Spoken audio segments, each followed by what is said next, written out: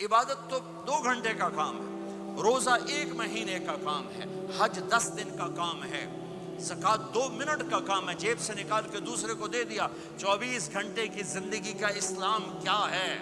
وہ اخلاق ہے، وہ سچائی ہے، وہ پاک دامنی ہے، وہ عزت و آبرو ہے، بڑے چھوٹے کا احترام ہے، خامن بیوی کی محبت ہے، اولاد کا ماں باپ کو عزت دینا ہے، ماں باپ کا اولاد کو عزت دینا ہے۔ یہ میرے نبی کی خوبصورت زندگی ہے۔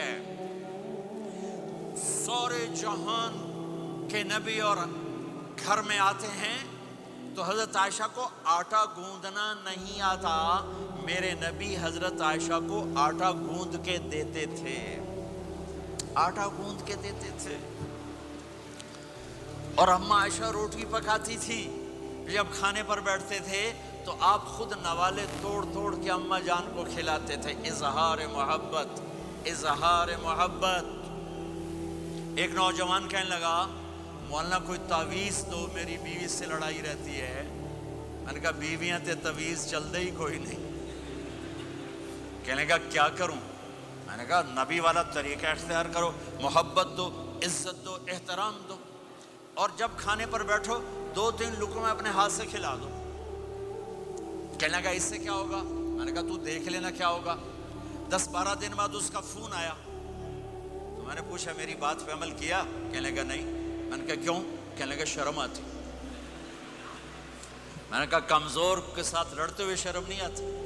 کمزور سے بھی کوئی لڑتا ہے، عورت تو بیچاری کمزور ہے، اس سے بھی کوئی لڑتا ہے۔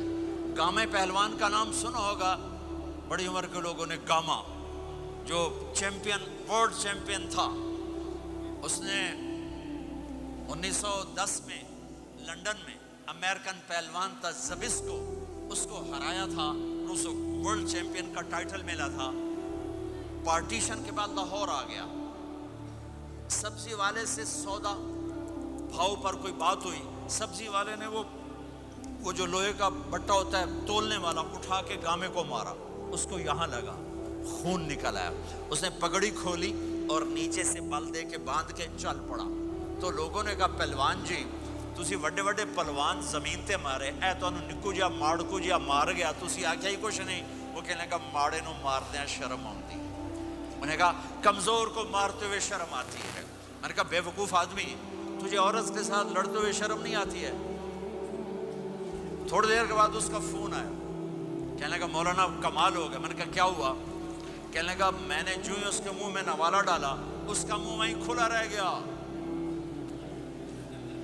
وہ کہنے لگی تمہیں کس نے یہ سبق پڑھا ہے؟ تو خود تو نہیں کر سکتا۔ انہوں نے کہا مجھے مولوی طارق جمیل نے پڑھایا۔ انہیں ایسے جھولی اٹھائی کہ اللہ مولوی طارق جمیل ہو آباد رکھے جائیں تینوں بندہ بنایا۔